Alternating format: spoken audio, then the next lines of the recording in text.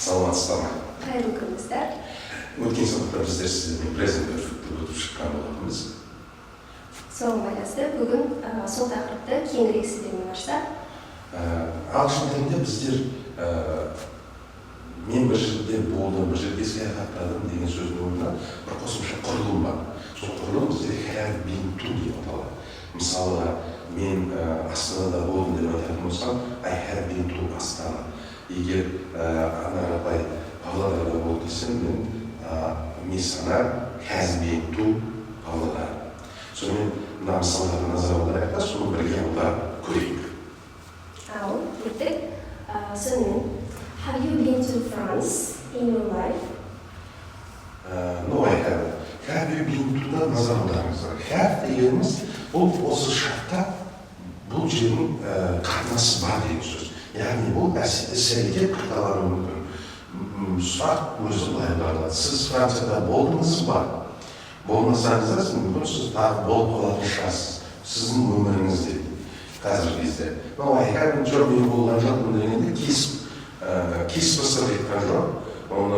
Бұл іс-әрекет ол кісімен болуы мүмкін, қайталануы мүмкін, немесе болашақта болуы мүмкіндігін көрсетеді. Келесі. I have been to Canada, but I haven't been to United States. Сонымен мен Канадада болдым, болашақта баруым мүмкін, сондықтан present perfect қолданып тұрмыз. Мына жерде де United States'те мен болған жоқпын, бірақ болашақта бару мүмкіндігім бар. Яғни бұл жерде өте мұқият болды, have been to қолданған кезімізде. She is an interesting person. Ол өте қызықты адам. She has done many different jobs and has visited many countries. Ол көптеген әртүрлі жұмыстарды істеген адам, және ол көптеген мемлекеттерге саяхаттаған. Has visited дегеніміз, ол кісі әлі де мүмкіндігі бар. Ол яғни қазір тірі кісі, ол кісі жұмыс істеп жатыр, және оның осындай мүмкіндіктері жоқ емес деген сөз. Келесі. I have seen that woman before, but I can't remember when. Мен бұл әйел адамды көргенмін осыған дейін, бірақ есіме түспей жатыр, қайда көргенмін. Келесі. How many times has Brazil won the World Cup? Футбол туралы, бізде. Бразилия қанша рет әлем чемпионатын жеңді дейді. Бұл жерде біздер қазіргі кезде 5 рет жеңген болған болса, бұл жерде мынандай мүмкіндік көрсетіледі. Бразилия әлі жеңеді. Егер біздер айтатын болсақ, how many times has Kazakhstan won the World Cup дегеніміз, енді ол жалпы дұрыс емес, кішкене күлкінішті болады. Яғни аударылған кезінде бұл жерде ол мүмкіндік бар деген сөзді көрсету керек. Келесі, have you read this book? Yes, I have read it twice. Демек, сен бұл кітапты осыған дейін оқыдың ба деп сұрайтын болса, мен оны 2 рет уже оқыдым. Болашақта қайталануы мүмкін. Келесі. You can use the present perfect plus ever in questions. Және never деген индикаторларды қолдана аламыз. Сонымен, has and ever been to Australia? No, never. Бұл жерде сұрау сөйлемде қазақ тілінде ол аударылма кішкене бір түрлі болады. Ағылшын орыс тіліне аударатын болса, когда-либо. Өмірінде Австралияда болды ма?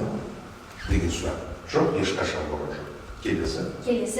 Have you ever played golf?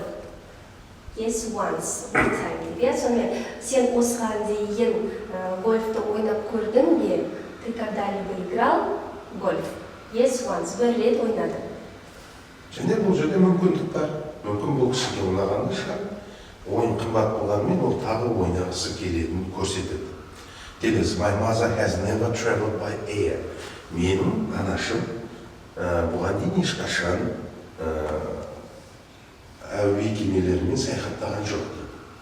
Яғни, мүмкін бұны айтып жатқан адам өзі бұл қателікті, бұл болмаған жайтты өзгерткісі келіп, болашақта анасын ұшқызғысы келетін шығар. Және соңғы сөйлем, I have never ridden a horse. Мен ешқашан атты отырған емеспін, немесе атты шапқан емеспін. ағылшын тілінде I have never деген сөз қолданылған кезде екі рет теріс бұрыс сөйлем ретінде қолданылмайды. Яғни двойного отрицания в английском языке нет. Бұл жерде айтайын дегені, never'ның орнына not'ты қолданса да болады. Келесі, назар аударатыңыз. Gone and been. Мына суреттерге қарайтын болсақ, арабай оқып жүрсеңіз. Where is Bill? He is away, he is gone to Spain. Bill қайда? Has gone мен has been ерекшелігі өзін. Ол қазір жоқ, ол Испанияға кетіп қалған. Бұл жерде бізде present perfect қолданып тұр. He is gone to Spain, және ол қазіргі кезде қай жерде? Ол Испанияда. Яғни ол қайтып келуі мүмкін. Немесе арчада сұрақ белгісі бар, ол қайтып келуі мүмкін, немесе ол жерде қалып қала ма екен. Келесі суретте бізде Hello Bill. Hello, I've been on a holiday. I have been to Spain. Яғни Bill бұл жерде өзінің тәжірибесі ретінде Испанияда болған сипаттап беріп жатыр. Сәлем, мен Испанияда болдым. He's been to Spain, he went to Spain, but now he is back. Ол Испанияға барып келді, бірақ қазіргі кезде ол осы жерде. Келесі, кафе, салыстырмалы сөйлемдер. I can find Susan. Where has she gone? Where has she gone да назар аударатымыз. Where is she now? Ол қазіргі кезде қай жерде? Демек, қазір ол жоқ болып тұр, иә? Және, oh, hello Susan, I was looking for you. Where have you been? Сәлем, Сьюзан, мен сені іздеген болатын.